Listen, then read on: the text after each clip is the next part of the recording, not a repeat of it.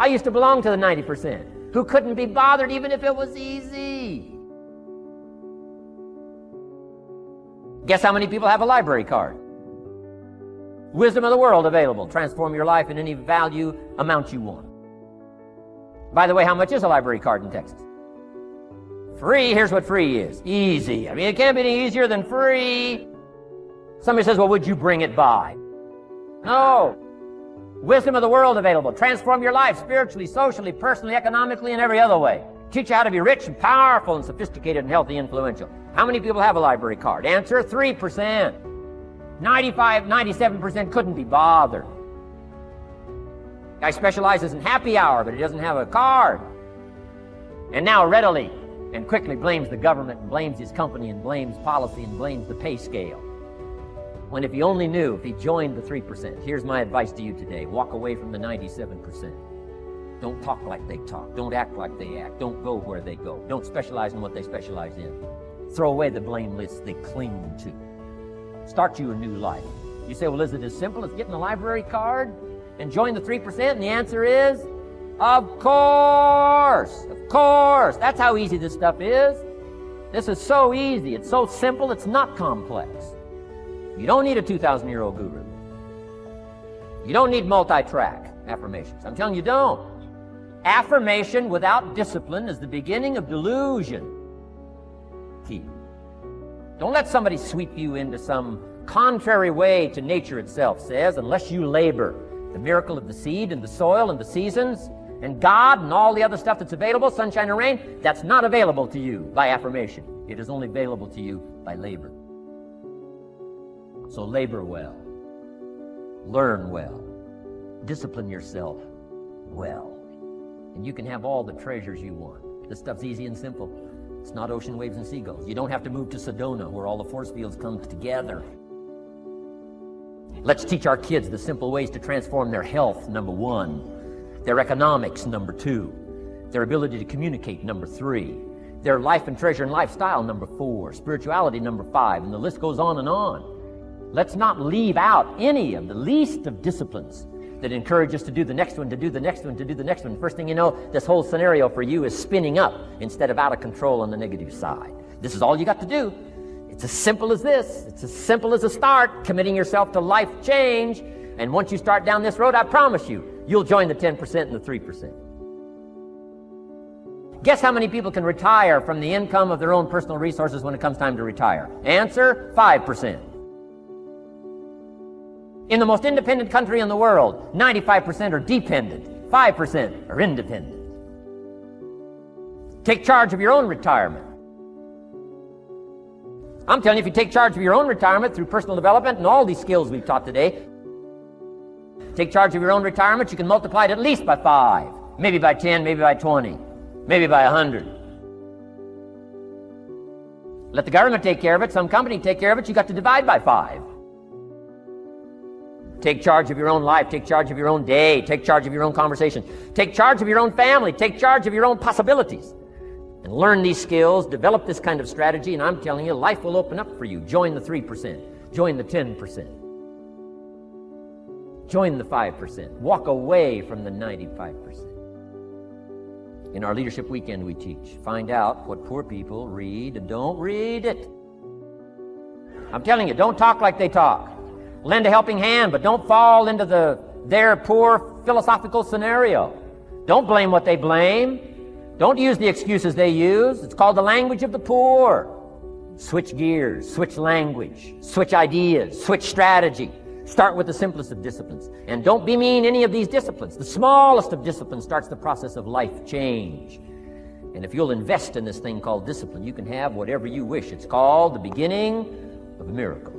We all must suffer one of two pains. Regardless of your choice of lifestyle and what you want to do, we must all suffer one of two pains. The pain of discipline or the pain of regret. And what we suggest to everybody is to consider the disciplines, because disciplines weigh ounces, regrets weigh tons. You don't want to substitute a discipline for a regret. In our opinion, that would be a poor choice. Now, you can do it, but some things are poor trade-offs. The old prophet said, what if you gained the whole world, but it cost you your soul?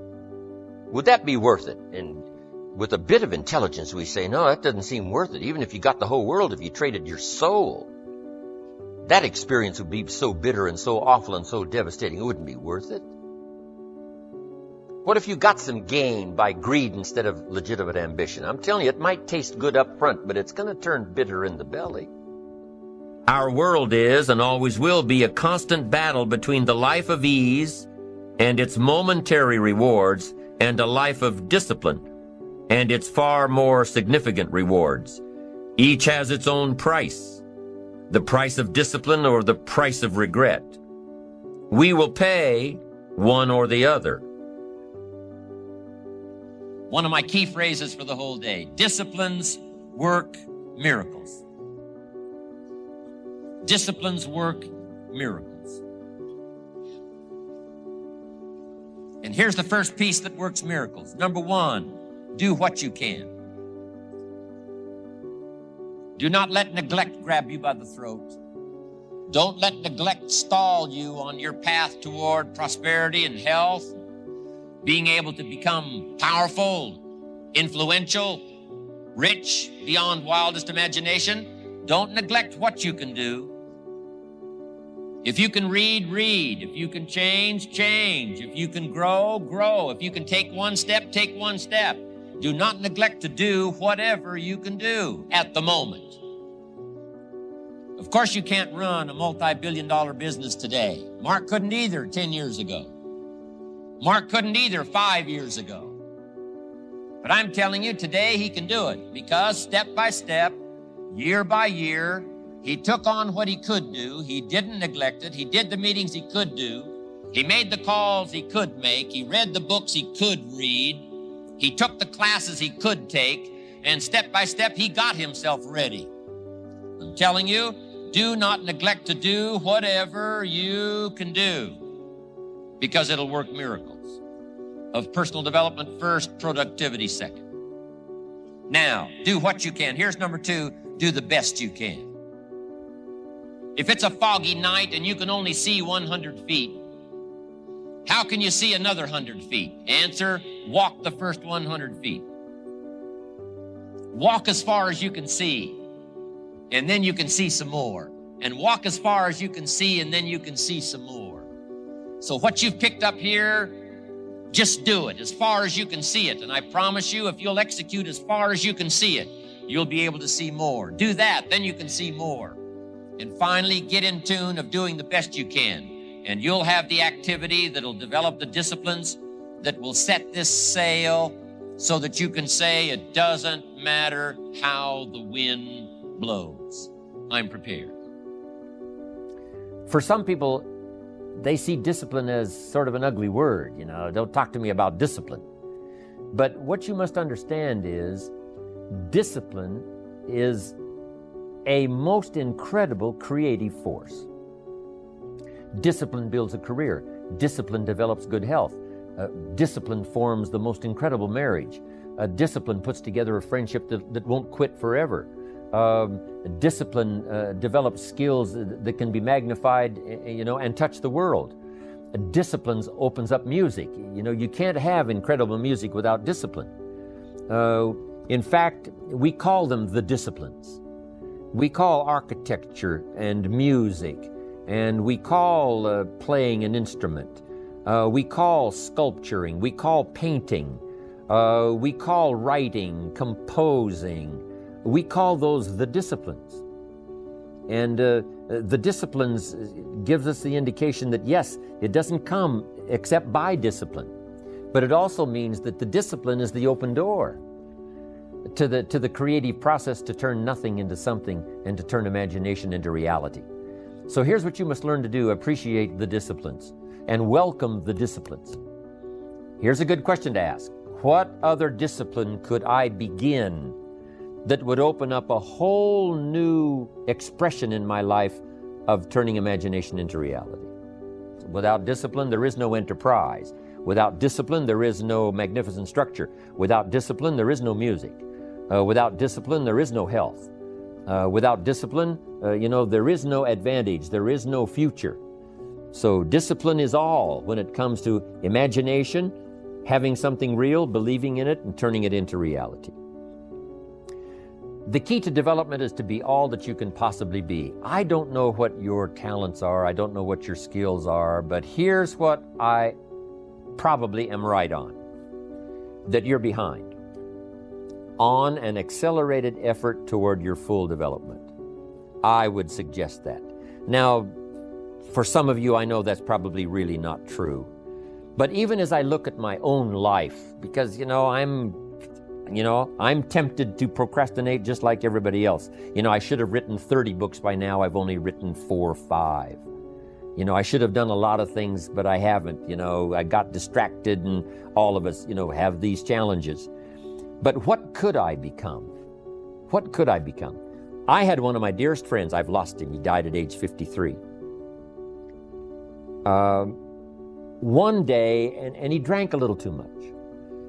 David drank a little too much, but he did all kinds of things. He was a builder, and he was a dreamer, and he did a lot of things. But his drinking sort of kept him in a fog for like years and years. About 6 years ago, he was sitting at the yacht club, and he was in a fog, and suddenly it occurred to him, I wonder what I could have accomplished all these years if I hadn't have been in this sort of foggy state. And he said that did it. And the last 6 years before he died, he was free. And he accomplished some incredible things that last 6 years. Being all that you can be, and not let habits drag you down. Not let things, sidetrack you from the full development of what you have the capable of being. What all could your heart encompass if you really had the chance and you really had the disciplines and really got to it? What could you really become? What could you earn? How healthy could you really be? How many books could you write? How many poems could you write? So here's what I would ask of you. If you feel that you're a little bit stalled, wherever you are in your progress, I'm asking you to correct that. I'm asking you to see if you can't possibly be on a more accelerated track toward your possibilities and your full development. Here's what life is all about: to become all that we can possibly be. The full development of all of your potential, that's number one. Number two is the wise use of all of your resources. That's what life is all about. Discipline. If there is a magic word that stands out above all the rest, this is the one: discipline. Discipline is the bridge between thought and accomplishment, the bridge between inspiration and value achievement, the bridge between necessity and productivity. Remember, all good things are upstream.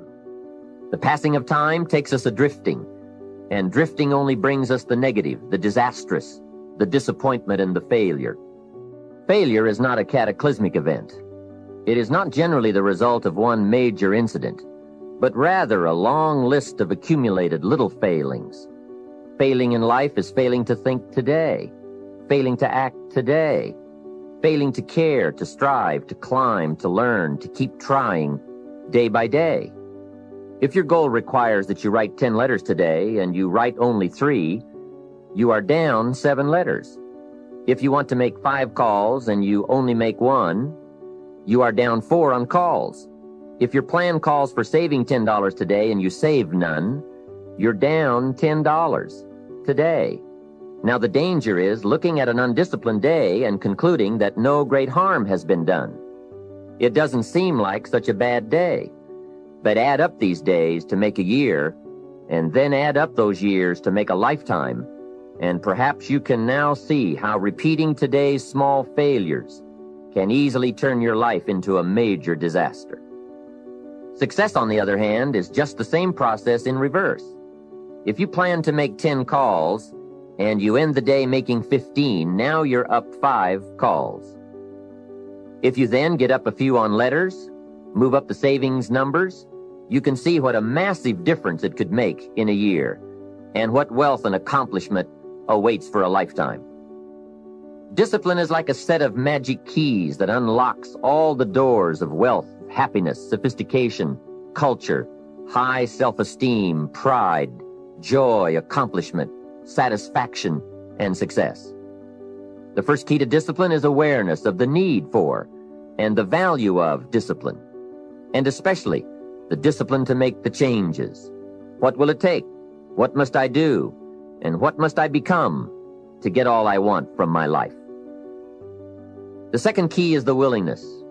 More than that, the eagerness to maintain your new discipline deliberately, wisely, consistently.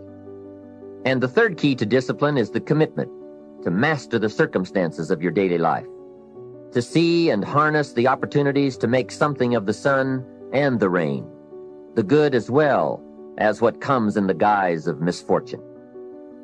Discipline does many things, but most important of all is what it does for you.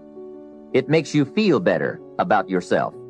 Even the smallest discipline can have an incredible effect on your attitude.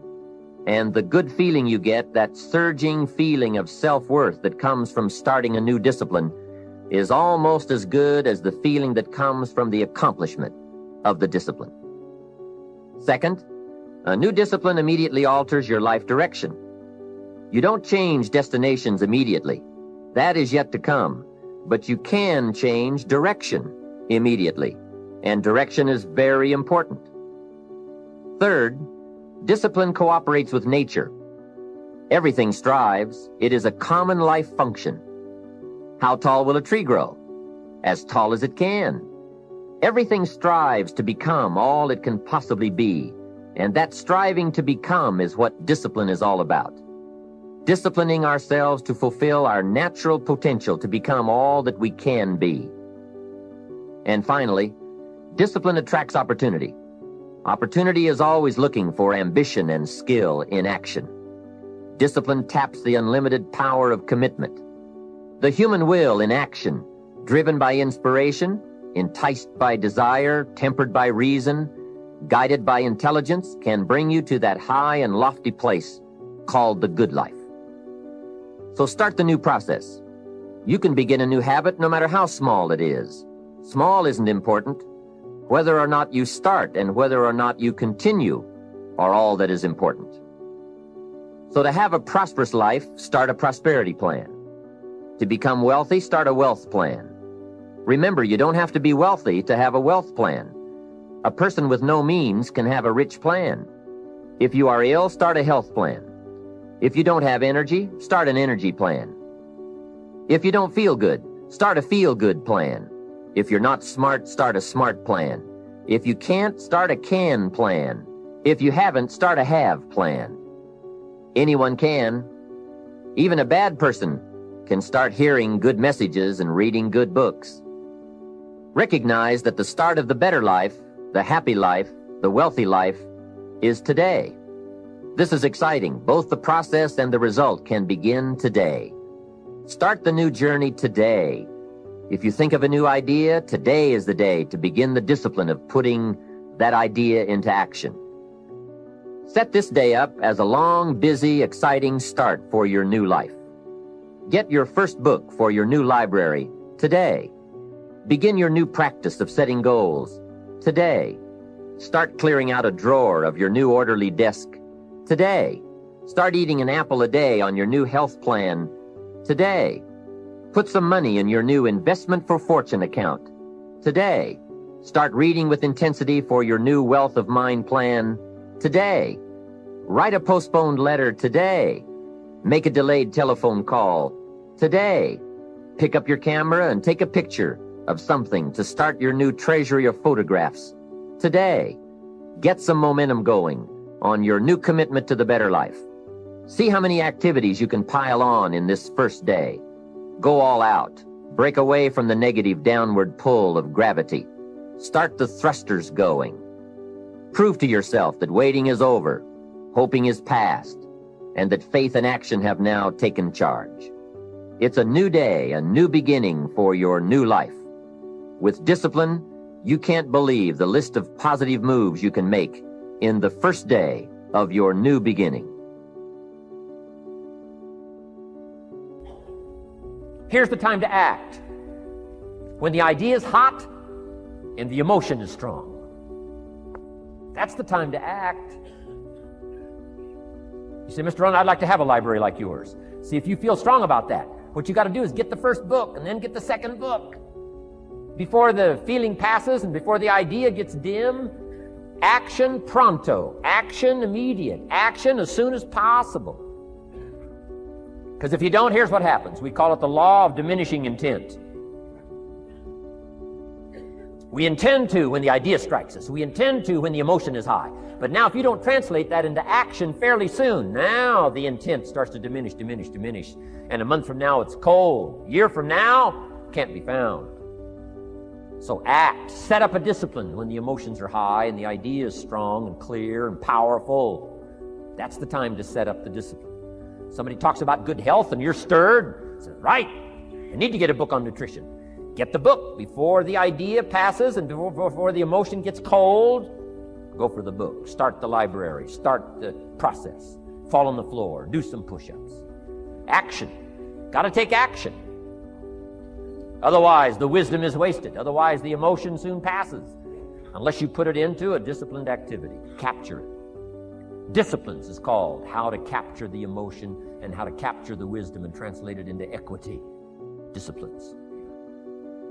Now, here's what's important about disciplines. All disciplines affect each other. In fact, here's a good philosophical phrase. Everything affects everything else. Nothing stands alone. Don't be naive in saying, well, this doesn't matter. I'm telling you, everything matters. There are some things that matter more than others, but there isn't anything that doesn't matter. Okay. We all pity the man who says, well, this is the only place I let down. Not true. Key to take home. Every letdown affects the rest of your performance. Every letdown affects the rest. This is part of the educational process on personal development. If you don't take the walk around the block, you probably won't do the apple a day. If you don't do the apple a day, you probably won't start building your library. If you don't build your library, you probably won't keep a journal, and you won't take pictures, and then you won't do this, you won't do wise things with your money, won't do wise things with your time, won't do wise things with your possibilities and relationships, and the first thing you know, 6 years of that accumulated, and we say you have messed up. So the whole key to reversing that process now is to start picking up these disciplines. Now here's the positive side. Every new discipline affects the rest of your disciplines. Every new one affects the rest. That's why action is so important. The least action, the smallest action. Take it. Because when you start accomplishing and the value starts to return from that one action, it'll inspire you to do the next one and the next one and the next one. You start walking around the block, it'll inspire you to get an apple. Get an apple, it'll inspire you to get a book. Get a book, it'll inspire you to get a journal. Get a journal, it'll inspire you to grow, develop some skills. All disciplines affect each other. Every lack affects the rest. Every new affects the rest. The key is to diminish the lack and set up the new. And you've started a whole new life process.